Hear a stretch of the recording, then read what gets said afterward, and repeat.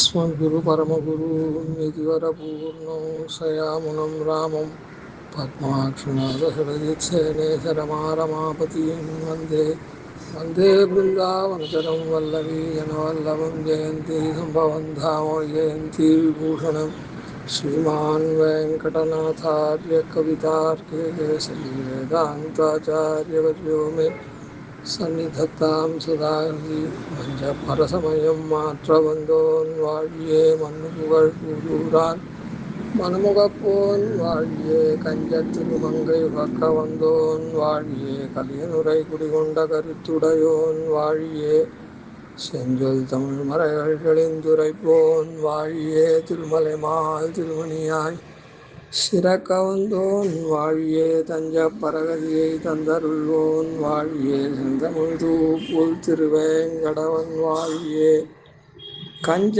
திருமங்கை உகக்க வந்தோன் வாழியே. பூவில்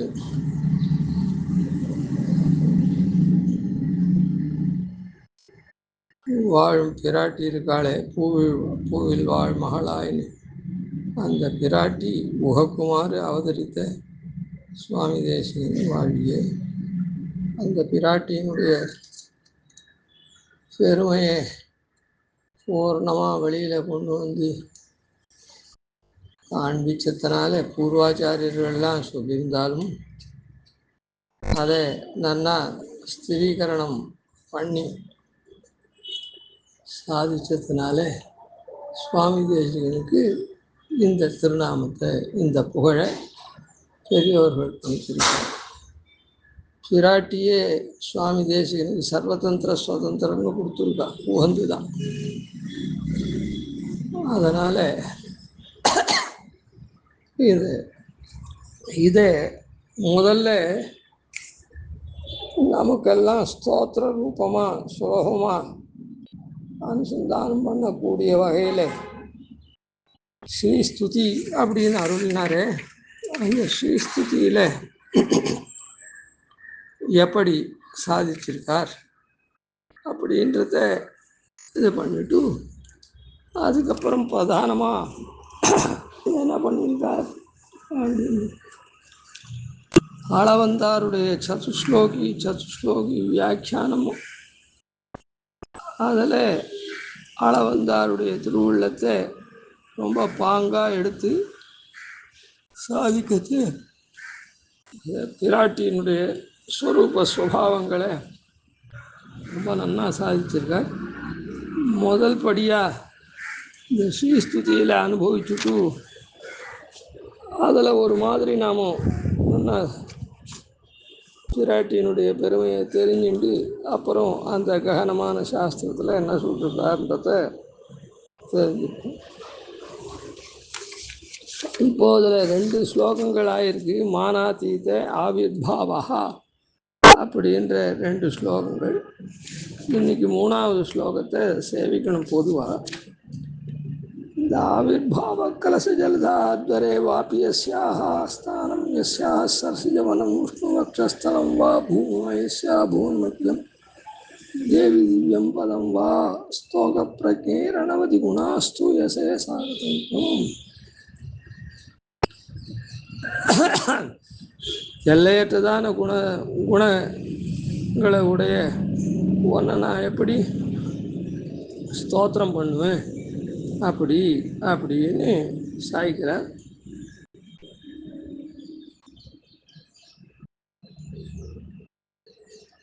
அந்த பெருமையை சொல்லச்சே ஆவிர்பாவா கலச ஜலதௌ அத்வரே வாபி அப்படின்னு சாய்ச்சார். இந்த இடத்துல கலச ஜலதௌ அப்படின்றது திருப்பார்கடலில் இவ அவதாரம் பண்ணத்தை காண்பிக்கும். அத்வரே அப்படின்றது ஜனக மகாராஜனுடைய யாகசாலையில் அவதரித்ததை காண்பிக்கிறது. பெருமாள் திருப்பார்கடலில் இந்த லோகத்தை சிருஷ்டிக்கிறதுக்காக அங்கே தன்னுடைய அவதாரத்தை கொண்டிருக்கான். பார்க்கடலுள் பையத்து என்ன பரமன், அது பார்த்து வெள்ளத்தரவில் துயிலமர்ந்த வித்தினை உள்ளத்து கொண்டு முனிவர்களும் யோகிகளும் அப்படின்னு சொன்னாலும், முனிவர்களும் யோகிகள்லாம் யாரை உள்ளத்தில் கொண்டிருக்கான்னா வெள்ளத்தரவில் துயிலமர்ந்த வித்து அப்படின்னு சொல்லுவாங்க. இந்த வித்துன்னா இந்த லோகம் மொத்தத்துக்கும் வித்துன்னு அர்த்தம். இந்த லீலா விபூதியா இருக்குதே, இது மொத்தத்துக்கும் வித்தா. ஏன்னா அவன் உந்தி மேல் நான்முவனை படைத்து நான்முவன் மூலமா இதெல்லாம் பண்ணியிருக்கான். இவன் ரக்ஷணார்த்தம் அங்கேயே பள்ளி கொண்டிருக்கான். அப்படிப்பட்ட திருப்பார்கடல்ல இவளும் தோன்றிருக்கான்.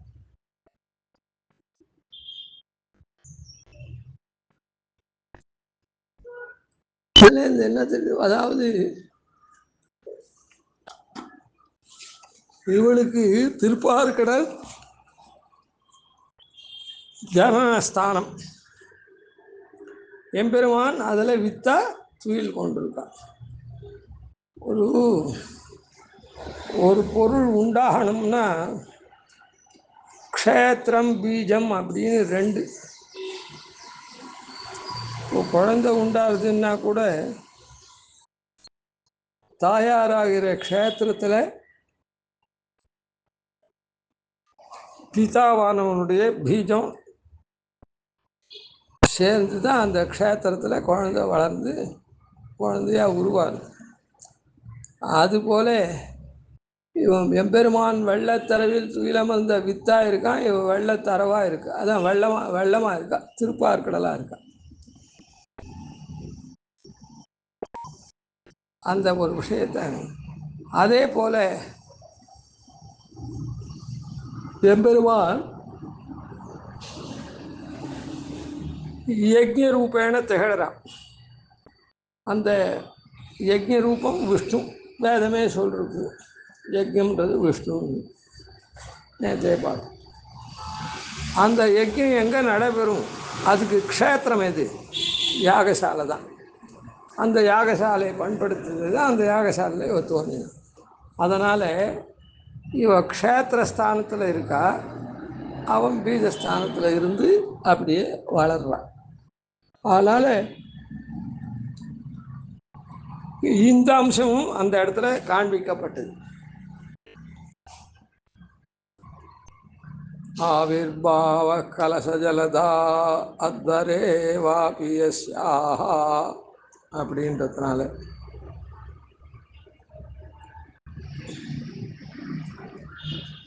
இந்த விசேஷ அம்சத்தையும் நாம் குறிக்கொள்ளணும். இதுக்கு மேலே மூன்றாவது ஸ்லோகம். ஸ்தோதவ்யத்வம் திசதி பவதி தேஹி ஸ்தூயமானா தாமேவத்வாமனிதரகதி ஸ்தோதுமாசம் சமானः சித்தாரம்ப சக புவனஸ்லாகனீயோ பவேயம் சேவாபேக்ஷாதவச்சரணயோ ஸ்ரேயசே கஸ்ய ந ஸ்யாத். பவதி விராட்டியே நீ, தேஹிபிஹி பிராணிகள்னால ஸ்தூயமான துதிக்கப்படுறவர்களாக இருக்க. அப்படி துதிக்கிறவாளுக்கு ஸ்தோதவ்யத்வம் பிறரால் போற்றப்படக்கூடிய தன்மையை திசதி கொடுக்கிறாய். தாம் அப்படிப்பட்ட துவாமே உன்னையே அனிதர கதிகி வேறு புகழற்ற அடியேன் ஸ்தோத்தும் துதிப்பதற்கு ஆசம்சமான விரும்புவனாய் சித்தாரம்பா முயற்சி பலிப்பவனாக சகல புவன ஸ்லாகனீயா உலகம் முழுதும் புகழதற்கு உரியவனாக பவேயம் ஆவேன் அப்படின்னு சாய். பிராணிகளால் இவ ஸ்துதிக்கப்படுவளாகி அந்த ஸ்துதிக்கப்படுற யார் ஸ்துதிக்கிறாளோ அவளுக்கெல்லாம் ஸ்தோத்தவியத்துவம் பிறரால் ஸ்தோத்திரம் பண்ணக்கூடிய தன்மை அவளுக்கு கொடுக்குறேன். அப்படிப்பட்ட ஒன்றை நான் முயற்சி பலிப்போன விரும்பி ஸ்தோத்திரம் பண்ணி நானும் அந்த பெருமையை பெறுவேன் அப்படின்னு சொல்கிறேன். இந்த இடத்துல ஒன்று தெரிஞ்சுக்கணும். அதாவது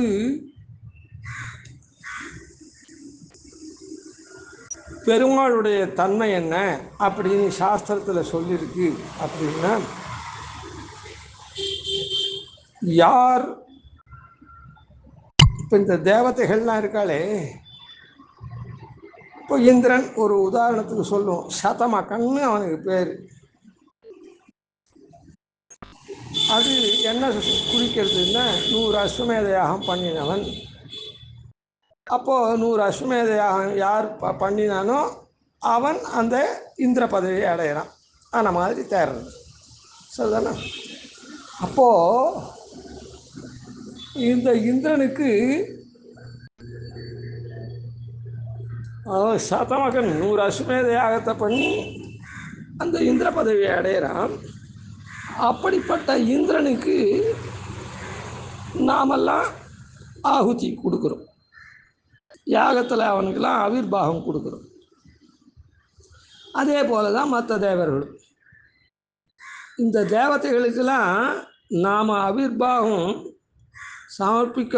சமர்ப்பிக்கிறதும் நம்முடைய ஆவிர்வாகத்தை அவள்லாம் பெறக்கூடிய தன்மை எப்படி வருது அப்படின்னு சொன்னால், இவா பூர்வத்தில் இந்த ஸ்தானத்தை பெறறதுக்கு உண்டான உபாயமாக இப்போ இந்திரன்னா 100 அஸ்வமேத யாகம்னு சொன்னோம்ல, ஆனால் மாதிரி அந்த யாகத்தை பண்ணச்சே யார் எம்பெருமானுக்கு அவிச சமர்ப்பிச்சானோ அவனுக்கு தான் இந்த மாதிரியான தன்மை வரும். தன்மை எம்பெருமானுக்கு யார் பாகத்தை சமர்ப்பிச்சானோ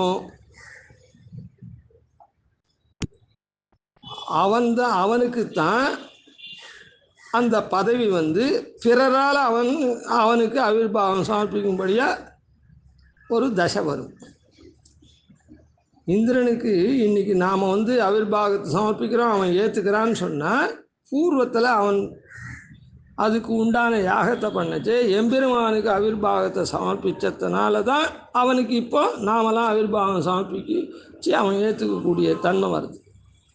இந்த இடத்துல பிராட்டி எப்படி சொல்கிறார், யார் ஒன்றை ஸ்தோத்திரம் பண்ணுறானோ அவனை உலகமெல்லாம் ஸ்தோத்திரம் பண்ணும் அப்படின்னு சொல்கிறார். அப்படிப்பட்ட தன்மை அவனுக்கு வருது. யார் எம்பெருமானுக்கு ஆவிர்வாகம் சமர்ப்பித்தானோ அவனுக்கு தான் உலகமெல்லாம் ஆவிர்வாகம் சமர்ப்பிக்கக்கூடிய தன்மை எம்பெருமானால் வருது. இங்கேயும் யார் ஸ்தோத்திரம் பண்ணுறாளோ பிராட்டியே அவளுக்கு லோகம் மொத்தம் அவளை ஸ்தோத்திரம் பண்ணக்கூடியதான பெருமை அவளுக்கு வருது. அதனால் பெருமாளும் பிராட்டியும் இதில் துல்லியத்துவேன இருக்கா அப்படின்றதுக்கு இதெல்லாம்.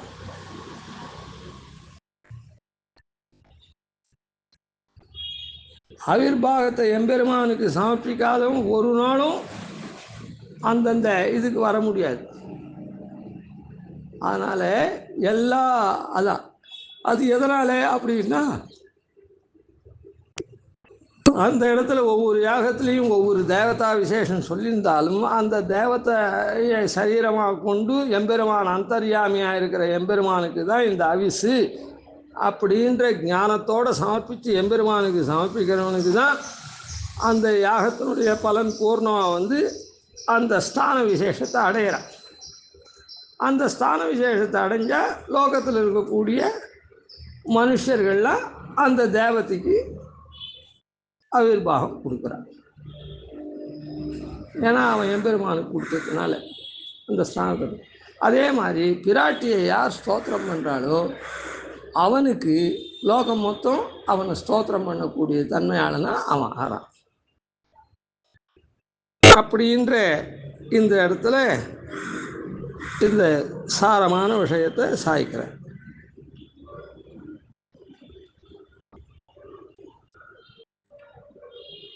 அதனால் சேவாபேட்சா தவச்சரணையும் சேசே கஷ்யன சாத். உன்னுடைய திருவடிகளில் கைங்கரியம் பண்ணணும்னு விரும்ப அவனுக்கு தான் சேயசே ந சாத், எவனுக்கு தான் சேயஸ் ஆகாது, எல்லாருக்கும் சேயஸ் வரும் அப்படின்னு. மேலே 4வது ஸ்லோகம். யத் சங்கல்பாத் பவதி கமலே யத்ர தேஹின்யமீஷாம் ஜன்மஸ்தேம பிரளயரச்சனா ஜங்கமா ஜங்கமானாம் தத்கல்யாணம் கிமபி யமினாம் யகலக்ஷ்யம் சமாதௌ பூர்ணம் தேஜஸ்புரதி பவதி பாதலாக்ஷாரசாங்கம். யத் சங்கல்பாத் பவதி கமலே, பெரிய விராட்டியாரே, யத்ர தேஹின்யமீஷாம், யத்ர தேஹினி, உலகத்தை சரீரமாக கொண்ட எம்பெருமானிடத்தில் தேஹினி, அமீஷாம், இந்த ஜங்கமா இருக்கக்கூடிய ஜங்கமானாம் இந்த ஜங்கமஸ்தாவர ஆகிய வஸ்துக்குள்ள ஜன்மஸ்தேம பிரளய ரச்சனா,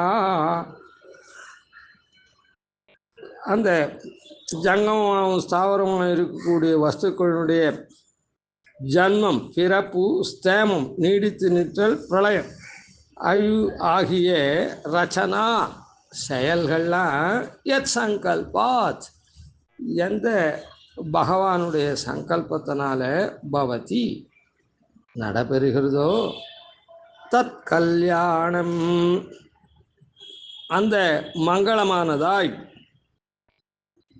அந்த யமினாம் சமாதௌ கிமபி தற்கல்யாணம் கிமபி யமினாம் ஏகலக்ஷம் சமாதௌ. அதாவது அந்த மங்களமானதா யோகிகளுக்கு தியானத்தில்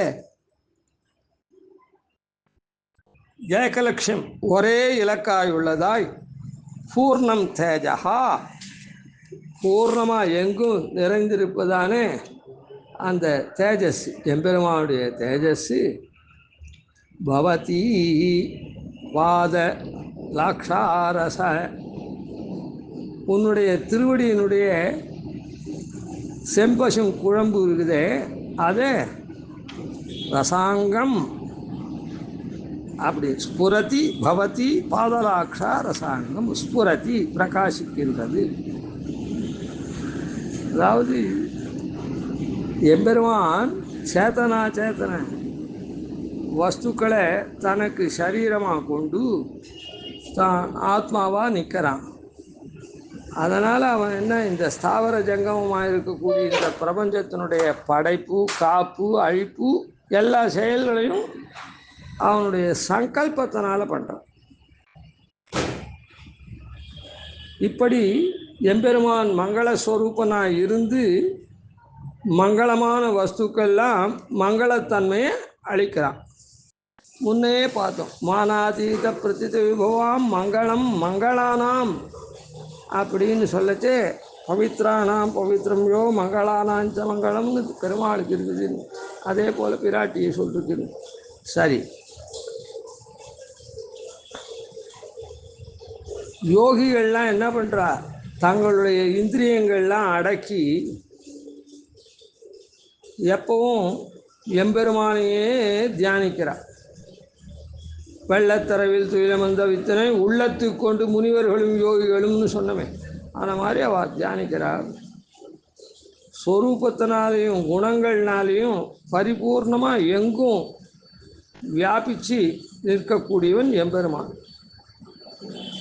இப்படி அத்தியாச்சரியமான தேஜோ வடிவமாக விளங்கக்கூடிய எம்பெருமான், அவனுடைய திருமார்பில் பிராட்டி எப்பவுமே பிரியாது இருக்கா. அகல கில்லேன் நிறையுமென்னு அவர் மேல் மங்களமார்பான்ற ரீதியில் அந்த பிராட்டியினுடைய திருவடியில் பூஜின செம்பசும் குழம்பு இருக்குதே, அவள் பிராட்டி திருவாரூரை வீற்றிருக்கிறதுனால அது பட்டு அது அழகாக ஒரு சின்னமாக நின்று அவன் திருமேனியை அழகுற செய்கிறது மாத்திரம் இல்லை,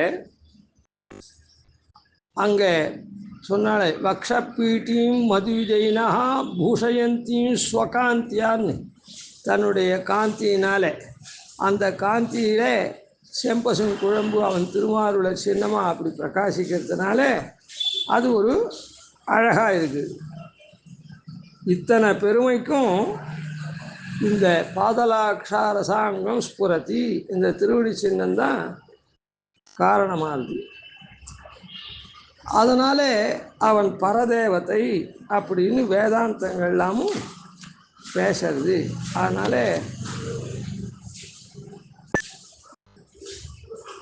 அதனால்தான் அவள் ஏகலட்சமாக அவளுடைய சமாதியில் தியானத்தில் யோகிகள்லாம் இது பண்ணுறார். அதனால் எம்பெருமான பரதேவத்தையாக நிர்ணயம் பண்ணுறது இந்த பிராட்டியினுடைய சம்பந்தத்தினால தான்.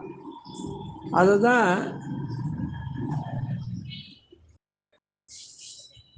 திரு இல்லா தேவரை தேரேல் மின் தேவுன்னு சொன்னார். திரு நின்ன பக்கம் திரவு அப்படின்னு சொன்னார். யத் சங்கல்பாத் பவதி கமலே எத்திர தேகின்யமீஷான் ஜன்மஸ்தேம பிரளய ரச்சனா, அப்படி ஜகத்துக்கு காரணமாக இருக்கக்கூடிய பிரம்மம் எது அப்படின்னு சொன்னால் திரு நின்ன பக்கம் திரவு, திரவுன்னா காரணம் அப்படின்றத சாதிச்சார்.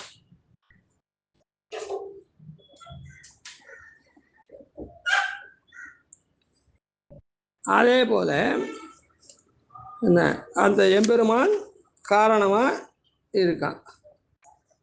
அந்த தியான விஷயத்துக்கு தேஜஸாயம் விளங்குறான்னு சொல்லி சொல்லு. தத் கல்யாணம் கிமபி யமினாம் ஏகலக்ஷம் சமாதோ பூர்ணம் தேஜா ஸ்புரதி அப்படின்னு அதுவும் இவளுடைய வீற்றிருப்புனால. அதனால் அந்த தேவத்தை யார் அப்படின்னா திருவில்லா தேவரை தேரேல் மின் தேவு. நீ தேவனை தேர்ந்தெடுத்து தியானம் பண்ணணும்னா இவனை தான் தியானம் பண்ணணும் அப்படின்னு. அதனால் இப்படி எம்பெருமான் காரண பொருளாகவும் அந்த காரணனை தான் தியானம் பண்ணணும்னு சொல்லியிருக்குதே, அது ரெண்டும் பிராட்டியினுடைய சம்பந்தத்தினாலேயே தவிர பிராட்டி சம்பந்தமற்றவனுக்கு காரணத்துவம் கிடையாது. அந்த காரணனை தியானம் பண்ணணும் அப்படின்னு சொன்ன அந்த தியேயமான வஸ்துவும் அவன் கிடையாது. பிராட்டி சம்பந்தம் இருக்கக்கூடிய எம்பெருமானுக்கே அந்த காரணத்துவம் தியேயத்துவம் ரெண்டும் இருக்குது அப்படின்றத இந்த ஸ்தோத்திரத்தில் சொன்னார். மேலே அடுத்த ஸ்லோகத்தை பார்ப்போம். கவிதார்க்கிக சிம்ஹாய கல்யாண குணசாலினே ஸ்ரீமதே குரவே நம. ஆதிவன்ஸ்ரவோபாதீனிதிவத்யான் பஜேனிஷம் ஸ்ரீரங்கபூர்வஷடுதித்யதீசானபதாஸ்ரயம் ஸ்ரீவத்சவம்சதிலகம் வந்தே ஸ்ரீகிருஷ்ணதேசிகம்.